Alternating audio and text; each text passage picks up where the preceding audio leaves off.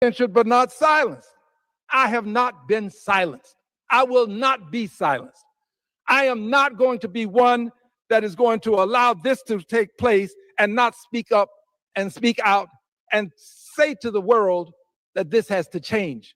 We are normalizing not just hate, but we are normalizing these signals to persons who may not be as stable as I would like for them to be, who will then proceed to do something to harm someone.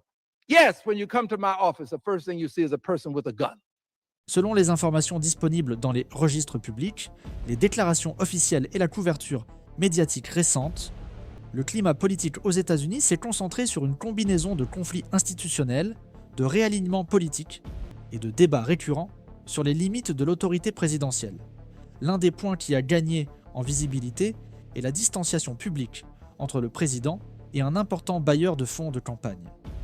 Un homme d'affaires qui, pendant les premières phases du gouvernement actuel, entretenait des relations étroites avec le noyau de l'exécutif et avait fréquemment accès à des espaces institutionnels de haut niveau. Cette proximité, qui a été décrite par certains interlocuteurs comme inhabituelle en raison de son intensité et de son degré de confiance politique, a été remplacée par des manifestations publiques de divergence, des critiques directes et, dans certains cas, des remises en question du maintien du soutien politique.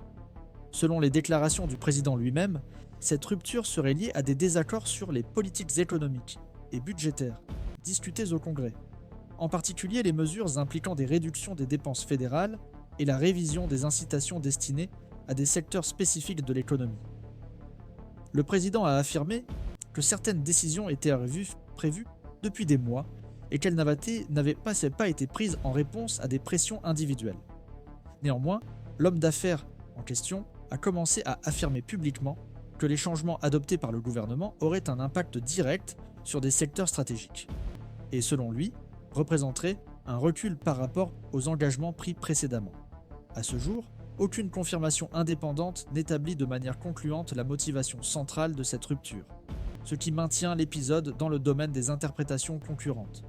La répercussion de cette rupture s'est amplifiée lorsque l'homme d'affaires a commencé à suggérer, dans des déclarations publiques, la possibilité de soutenir le remplacement du président par le vice-président, ou même de discuter de la création d'une nouvelle force politique en dehors des structures partisanes traditionnelles. Ces déclarations n'ont pas été accompagnées d'initiatives formelles, telles que des inscriptions électorales ou des mouvements organisés, mais elles ont contribué à alimenter les débats sur la stabilité des coalitions politiques qui soutiennent le gouvernement et sur le rôle des grands bailleurs de fonds dans le système politique américain. Les analystes soulignent que, bien que ce type de déclaration ne soit pas inédit, elles prennent un poids supplémentaire lorsqu'elles émanent d'acteurs qui exerçaient auparavant une influence significative dans les coulisses du pouvoir. Parallèlement à ce scénario de tension entre alliés, la Chambre des représentants a de nouveau été le théâtre de discussions liées au mécanisme constitutionnel de responsabilisation du président. Le député Al Green, représentant démocrate du Texas, a de nouveau présenté une initiative visant à ouvrir une procédure de destitution, poursuivant ainsi une série d'actions similaires qu'il mène depuis le premier mandat présidentiel. Les archives du Congrès indiquent que Green a utilisé la séance plénière pour exposer un large éventail d'allégations, notamment des critiques sur la conduite de la politique étrangère, l'utilisation des plateformes de communication publique et la relation de l'exécutif avec les enquêtes et les procédures institutionnelles en cours. Il est avéré que la direction de la majorité républicaine a eu recours à un instrument réglementaire pour classer la proposition, avant qu'elle ne fasse l'objet d'un examen approfondi. Ce type de procédure, prévu dans le règlement intérieur de la Chambre, permet de retirer des résolutions de l'ordre du jour par un vote de procédure, sans que le bien-fondé des accusations ne soit discuté en profondeur. Le résultat pratique a été l'arrêt immédiat de la procédure à ce moment-là. Néanmoins, les registres du vote montrent que 140 députés démocrates se sont prononcés en faveur de la poursuite de la proposition. Un nombre qui représente une part importante du groupe parlementaire, même s'il n'a pas été suffisant pour modifier l'issue de la procédure. La signification politique de ce chiffre a fait l'objet de débats. Certains observateurs interprètent ce soutien comme un signe que la discussion sur la destitution n'est plus limitée à un petit groupe de parlementaires, et fait désormais partie intégrante du débat interne au Parti démocrate. D'autres analystes soulignent que ce soutien, bien que numériquement significatif, ne modifie pas l'équilibre des forces au Congrès et ne signifie pas en soi la viabilité d'une procédure de destitution. Cet épisode est donc souvent décrit comme pertinent d'un point de vue documentaire, mais limité en termes d'effets immédiats.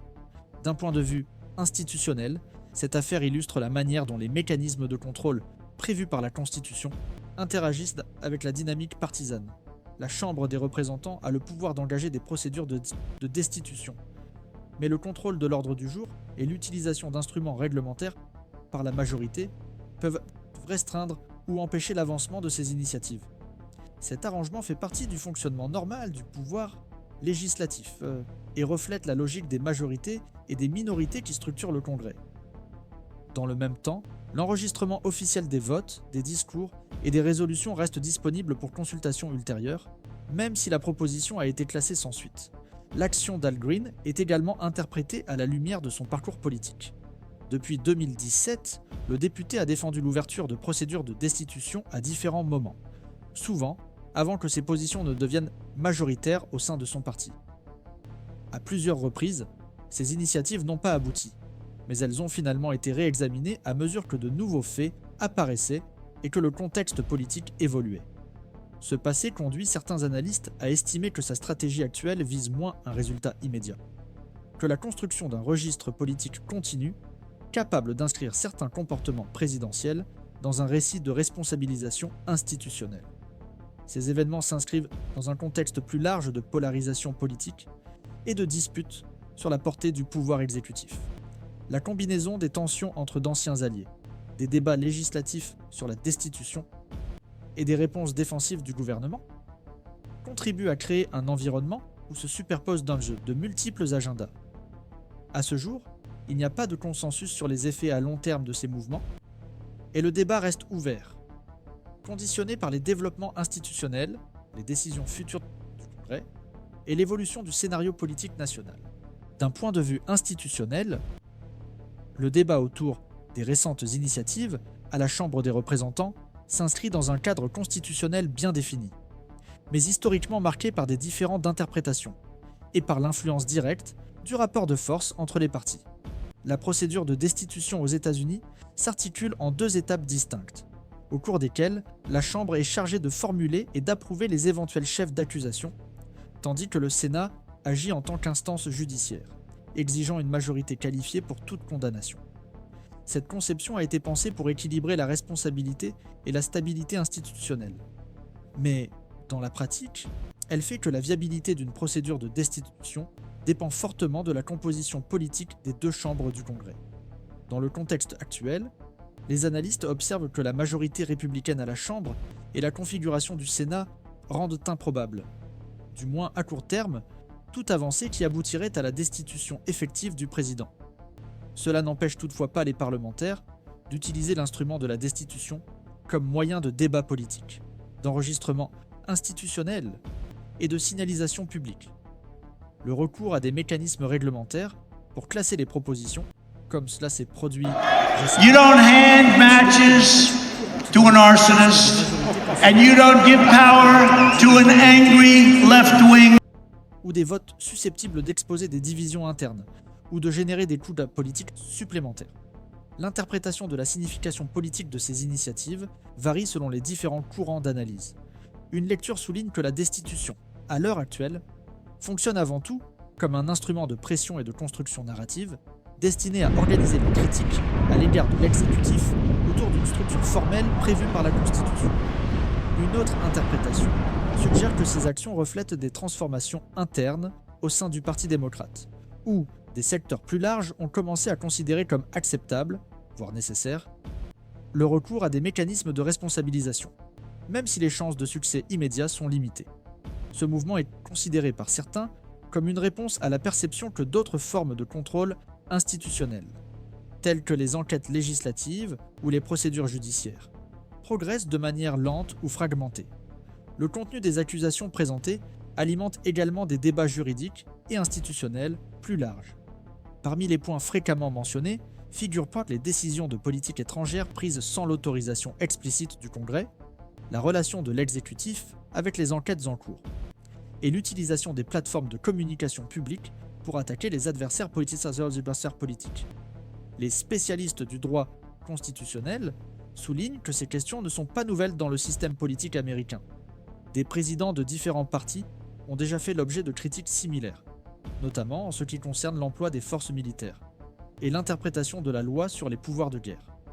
Selon certains analystes, ce qui distingue le débat actuel, c'est l'accumulation simultanée de controverses dans différents domaines de l'action présidentielle. Dans le cas spécifique des actions militaires, le débat se concentre sur l'étendue de l'autorité du président en tant que commandant en chef, et sur les limites imposées par la Constitution et la législation infraconstitutionnelle. Il y a des discussions récurrentes sur ce qui constitue une situation d'urgence qui justifierait une action unilatérale de l'exécutif, et sur le degré d'implication du Congrès requis dans les opérations de courte durée ou de portée limitée. Ces ambiguïtés juridiques font l'objet de disputes entre les pouvoirs depuis des décennies. Et les décisions judiciaires antérieures n'ont pas toujours fourni de paramètres définitifs, ce qui laisse la question ouverte à des interprétations concurrentes. La réaction de l'exécutif aux initiatives de destitution a suivi un schéma défensif, le président et ses alliés qualifiant les propositions de politiquement motivées et déconnectées des priorités de la population. Ce type de réponse est conforme aux stratégies adoptées lors d'épisodes antérieurs de conflits entre le Congrès et la Maison-Blanche. Dans le même temps, la fréquence et l'intensité des déclarations publiques du président sur le sujet sont considérées par les analystes comme indiquant que le débat a une importance politique, même s'il ne représente pas une menace immédiate pour le maintien de son mandat. Un autre élément important du contexte institutionnel est le chevauchement de ces discussions avec d'autres agendas législatifs en cours. Les négociations budgétaires, les débats sur la politique économique et les disputes autour des nominations et des réglementations fédérales continuent d'occuper une place importante au Congrès. Dans ce contexte, les initiatives de destitution se disputent l'attention et les ressources politiques, ce qui influence les décisions stratégiques des dirigeants des partis. Quant au moment et à la manière de faire avancer ces questions, l'action de parlementaires tels que Al Green est également analysée sous l'angle des précédents historiques. Dans des épisodes précédents, des initiatives initialement considérées comme marginales ont fini par occuper une place centrale à mesure que de nouveaux faits apparaissaient ou que l'opinion publique évoluait. Cependant, il existe également des exemples de propositions qui sont restées lettres mortes sans produire d'effet institutionnel. Cette ambiguïté renforce la prudence des analystes lorsqu'ils évaluent la portée des mouvements actuels, évitant ainsi de faire des projections définitives sur leurs conséquences. En résumé, le débat porte moins sur l'attente d'un résultat immédiat que sur la compréhension de la manière dont les instruments constitutionnels sont utilisés. Dans un contexte de polarisation et de concurrence partisane, les initiatives récentes révèlent des tensions structurelles entre l'exécutif et le législatif, des débats persistants sur l'autorité présidentielle, et des stratégies politiques visant à construire des récits et des registres institutionnels. L'impact de ces actions reste conditionné par des facteurs tels que l'évolution de l'environnement politique, la réponse de l'électorat et les éventuels changements dans la corrélation des forces au Congrès, éléments qui restent ouverts et soumis à une réévaluation continue.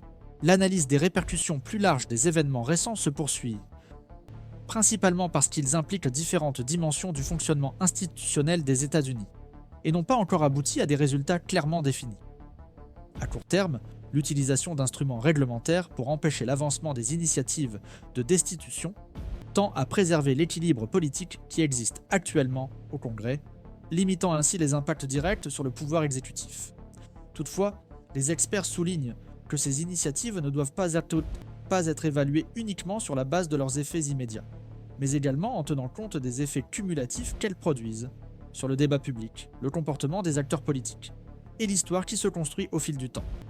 Un aspect souvent souligné dans les analyses concerne la valeur institutionnelle et documentaire des actions législatives qui ne se traduisent pas en décisions formelles, les manifestations en séance plénière, les résolutions présentées et les votes officiellement enregistrés font désormais partie du patrimoine institutionnel du Congrès et peuvent donc être repris dans des analyses futures, des enquêtes ou des débats académiques. Dans cette optique, même si la proposition de destitution n'a pas abouti, le soutien officiel de 140 députés du Parti démocrate constitue un élément politique important, susceptible d'être cité ultérieurement, soit pour mettre en évidence l'existence d'un désaccord significatif à un moment donné, soit pour contextualiser les décisions prises par les dirigeants du parti. La mise en lumière publique de la rupture entre le président et un bailleur de fonds de campagne très important élargit également les discussions sur la relation entre le pouvoir politique et l'influence économique. Le système électoral américain admet une large participation des donateurs privés, mais les épisodes de rupture explicite entre les dirigeants et les grands bailleurs de fonds ont tendance à soulever des questions sur les attentes mutuelles, les limites de l'influence financière et l'autonomie des décisions gouvernementales. Les analystes observent que, bien qu'il n'y ait aucune preuve formelle d'irrégularité dans ce cas précis, la médiatisation du conflit renforce les débats récurrents sur le financement des campagnes électorales et les défis de la gouvernance démocratique. Dans le domaine partisan, les déclarations suggérant la possibilité de créer une nouvelle force politique, même si elles restent au stade du discours, alimentent les interprétations sur la fragmentation et les éventuels réalignements du système politique. Tout au long de l'histoire des États-Unis, les initiatives qui ont cherché à s'établir en dehors de l'axe bipartite ont rencontré des obstacles importants, tels que des exigences légales strictes, des difficultés de financement et une adhésion électorale limitée. Néanmoins, la simple mention de ce type d'alternative par des acteurs politiquement importants peut être interprétée comme un signe d'insatisfaction à l'égard des structures en place et des tensions internes présentes dans les coalitions traditionnelles. Du point de vue électoral, des débats ont lieu sur la manière dont ces épisodes pourraient influencer le comportement de l'électorat lors des prochaines élections législatives. Des enquêtes et des analyses indiquent que différents segments de l'électorat accordent une importance variable à des thèmes tels que les performances économiques, la sécurité, à la politique étrangère et l'éthique institutionnelle, alors qu'une partie de l'électorat se montre plus sensible aux questions liées à la responsabilité et au respect des normes constitutionnelles. D'autres ont tendance à privilégier les résultats économiques ou des alignements idéologiques plus marqués. Ainsi, la manière dont les partis et les candidats interprètent et communiquent les événements récents peut influencer les stratégies de campagne et la formulation de messages destinés à des publics spécifiques. À un niveau institutionnel plus large, le débat actuel s'inscrit dans une trajectoire historique, marquée par des tensions récurrentes entre les pouvoirs exécutifs et législatifs aux États-Unis. La Constitution a été conçue pour établir un système de freins et contrepoids, mais son application concrète dépend des interprétations, des précédents et de la volonté politique des acteurs concernés. Les affrontements liés aux enquêtes, aux prérogatives institutionnelles et aux procédures de destitution ne sont pas nouveaux, même s'ils ont tendance à gagner en visibilité dans des contextes de polarisation plus intenses.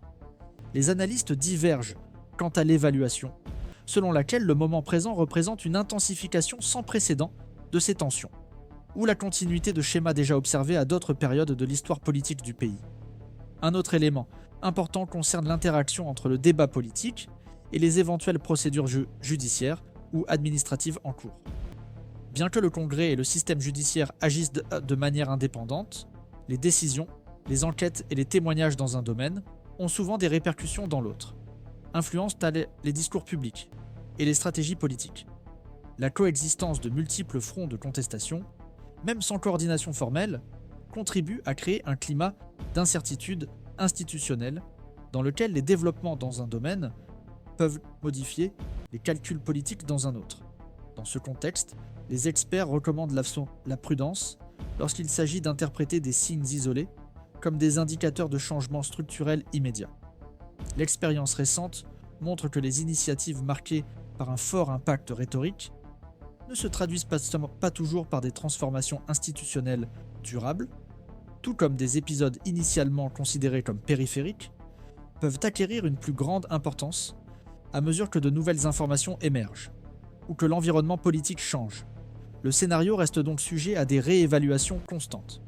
En résumé, la discussion indique que les événements récents doivent être compris comme faisant partie d'un processus en cours caractérisé par des conflits d'interprétation, des stratégies politiques et des limites institutionnelles bien définies. À l'heure actuelle, il n'y a pas suffisamment d'éléments pour affirmer que ces mouvements conduiront à des changements définitifs dans la structure du pouvoir ou dans la conduite du gouvernement. Le débat reste conditionné par l'évolution du contexte politique, les décisions futures du Congrès, les réactions de l'électorat et l'éventuelle émergence de nouveaux faits, susceptibles de modifier l'équilibre existant.